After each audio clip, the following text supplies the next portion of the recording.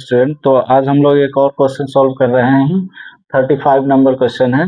ये क्वेश्चन काफ़ी ज़्यादा इम्पोर्टेंट है। इसमें जो है ना डिटर्मिनेंट भी यूज में आता है, इसमें जो है वो मैट्रिक्स भी यूज में आ रहा है और डॉट प्रोडक्ट तो आता ही है। ये वेक्टर का क्वेश्चन है, तो इसलिए जो है ना ये काफ़ी ज़्यादा इम्पोर्टेंट क्वेश्चन है। तो इसको अपन सॉल्व करते हैं। तो इसमें कह रहा है कि इसका वैल्यू निकालिए, इस डिटर्मिनेंट का वैल्यू निकालिए। तो अपन जो है क्या करेंगे कि ए वेक्टर को मान लेता हूँ, लेट ए वेक्टर। तो ए वेक्टर कैसा होगा, तो कोई भी वेक्टर जो है वो आई जे और के से रिलेटेड होता है। तो मान लेता हूँ उसको A1 आई कैप प्लस A2 जे कैप प्लस A3 के कैप, ये है। और बी वेक्टर जो है इसको मान लेता हूँ B1 आई कैप प्लस B2 जे कैप प्लस B3 के कैप है, आई जे के फॉर्म में हो गया। सी वेक्टर हो गया तो C1 आई कैप प्लस C2 जे कैप प्लस C3 के कैप। अब जो है ना यहाँ पे P वेक्टर है उसमें यूज में आ रहा है, तो P वेक्टर को मान लेता हूँ P1 आई कैप प्लस P2 जे कैप प्लस P3 के कैप। ऐसे ही Q वेक्टर अगर हो तो Q वेक्टर को Q1 आई कैप प्लस Q2 जे कैप प्लस Q3 के कैप, ये मान लिया। तो अब देखिए इसमें जो यूज आ रहा है A डॉट P, मतलब A डॉट P वेक्टर। तो A vector dot P vector होगा तो इसका वैल्यू क्या होगा, तो देखिए A यह वाला वेक्टर है, P यह वाला वेक्टर है। तो डॉट में हम लोग जानते हैं कि डॉट में क्या होता है, I वाले का कोफिशिएंट I वाले से मल्टीप्लाई, J वाले का कोफिशिएंट J वाले से मल्टीप्लाई, K वाले का कोफिशिएंट K वाले से मल्टीप्लाई। तो यहाँ से हो जाएगा ये A1 P1, फिर ये A2 P2, फिर ये A3 और P3, A3 और P3। तो अब जो है ना ये फिर उसके बाद जो है इसमें क्या कौन सा यूज आ रहा है, तो BP, B वेक्टर और P वेक्टर। तो सेम टू सेम ऐसा ही करें, B और P में मल्टीप्लाई करेंगे अगर, तो हमें मिलेगा B1 P1 plus B2 P2 plus B3 P3। Same ऐसे ही जो है ना C डॉट P करें तो वही मिलेगा, C1 P1 plus C2 P2 plus C3 P3, ये आ जाएगा। ऐसे ही जो है ना ये A डॉट अगर Q करूं तो A डॉट Q क्या आ जाएगा, तो A1 Q1 plus A2 Q2 और प्लस A3 Q3 होगा, ये हो जाएगा जी। तो अब अपने को जो वैल्यू निकालना है वो क्या है वो देखते हैं। तो ये वैल्यू अपने को निकालना है इस वाले डिटर्मिनेंट का। तो ये जो डिटर्मिनेंट है वो देखिए, ये है A वेक्टर, B वेक्टर और C वेक्टर। फिर A vector dot P vector, फिर A vector B vector dot P vector और ये C vector dot P vector. ऐसे ही जो है ना ये A vector dot Q vector, B vector dot Q vector, C vector dot Q vector, ये है। अब इसका वैल्यू निकालना है। तो इसमें अपन करते क्या है कि इसको जो है वह दो मैट्रिक्स के मल्टीप्लाई के फॉर्म में लिखते हैं। तो इसको जो है ना वैसे अगर देखें तो इसको अपन जो है ना ये सबका लिख लेता हूँ। ये A तो रहेगा A1 आई कैप प्लस A2 जे कैप प्लस A3 के कैप। ये रहेगा B1 आई कैप प्लस B2 जे कैप प्लस B3 के कैप।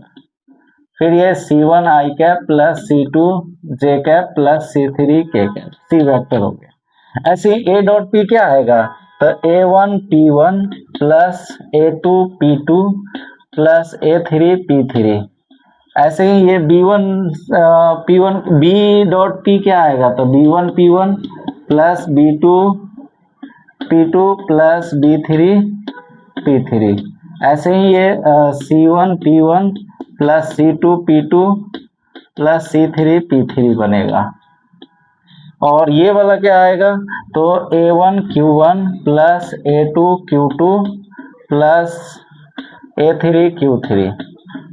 फिर यहाँ पे B1 Q1 plus B2 Q2 plus B3 Q3, फिर ये C1 Q1 plus C2 Q2 plus C3 Q3, ये तो अब जो है ना इसमें देखिए कि इसको जो है ना दो डिटर्मिनेंट के मल्टीप्लाई के फॉर्म में लिखते हैं। तो इसको कैसे लिखेंगे, तो हमें पता है कि जो मल्टीप्लाई होता है वह होता है कैसा, तो रो का कॉलम से होता है। तो इसमें अगर मैं ये वाला लिख लूं A1 A2 और A3, तो इसमें अपने को क्या लिखना होगा, I J और K।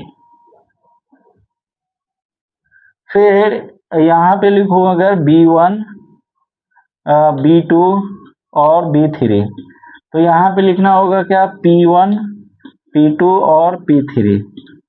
फिर ये C1 C2 और C3, तो ये यहाँ पे आ जाएगा Q1 Q2 और Q3, ये आ जाएगा। तो अब जो है ना इसको मल्टीप्लाई करने पर ये आएगा, हालांकि इसको ट्रांसपोज निकालने पर आता है। तो अपने को पता है कि किसी भी डिटर्मिनेंट का और उसका ट्रांसपोज का दोनों का वैल्यू क्या आता है, सेम। तो इसका मतलब ये है कि मैं इसको जो है ना इस फॉर्मेट में लिख सकता हूँ। और अपने को पता है कि अगर जो है ना ए वेक्टर बी वेक्टर और सी वेक्टर ऐसा है, तो इसमें से आई जे के को हटा करके कोफिशिएंट से बना हुआ जो डिटर्मिनेंट होता है वह उसके स्केलर ट्रिपल प्रोडक्ट को बताता है। तो ए बी और सी स्केलर ट्रिपल प्रोडक्ट को बताता है।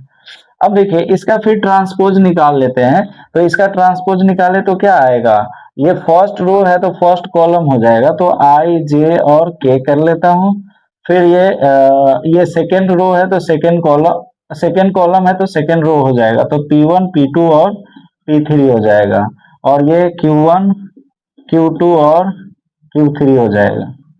तो अब जो है ना इसका वैल्यू क्या आया, तो इसका वैल्यू जो है वो यही है ए बी और सी, इसका स्केलर ट्रिपल प्रोडक्ट। अब देखिए यह वैल्यू क्या बनेगा, तो इसमें आई जे के है और P1 P2 P3, तो P1 P2 P3 कहाँ से आया, P वेक्टर से आया, आई जे के को हटाने से। Q1 Q2 Q3 कहाँ से आया, तो ये Q वेक्टर से आया, आई जे के हटाने से। तो अगर आई जे के हटाने से डिटर्मिनेंट बना रहे हैं और ये आई जे के यहाँ पे लिखते हैं, तो यह वाला क्या बताएगा, तो यह P वेक्टर और Q वेक्टर का क्रॉस को बताएगा। तो P वेक्टर क्रॉस का Q वेक्टर, मतलब इसका जो आंसर हो गया वो आंसर हो गया P वेक्टर क्रॉस का Q वेक्टर, और ये डिटर्मिनेंट ए वेक्टर बी वेक्टर और सी वेक्टर का स्केलर ट्रिपल प्रोडक्ट। तो अब कौन सा ऑप्शन है इसमें वो मैच कर लीजिए। तो पहला वाला में क्या है, ये A cross B cross C cross A, इसका जो वैल्यू आएगा वो तो क्या आता है, ये जो हम लोग जानते हैं ए क्रॉस बी क्रॉस सी, फिर बी क्रॉस सी, फिर सी क्रॉस ए। तो इसका जो स्केलर ट्रिपल प्रोडक्ट होता है वो तो आता है क्या, ए बी सी का स्केलर ट्रिपल प्रोडक्ट का होल स्क्वायर। तो इसका मतलब ये तो आएगा ही नहीं, क्योंकि इसमें होल स्क्वायर नहीं आ रहा है। तो ये भी नहीं आएगा, ये भी, इसमें भी होल स्क्वायर आएगा, ये भी नहीं आएगा, इसमें भी आएगा, ये भी नहीं आएगा। अब इसमें क्या आएगा, होल स्क्वायर और उसका रूट अंडर है, तो रूट अंडर से होल स्क्वायर समाप्त हो जाएगा। तो ये एक जो है ना स्केलर ट्रिपल प्रोडक्ट आ जाएगा, और पी क्रॉस क्यू है ही। तो ये ऑप्शन कौन सा करेक्ट हो जाएगा, तो डी ऑप्शन जो है इसका करेक्ट हो जाएगा। Thank you.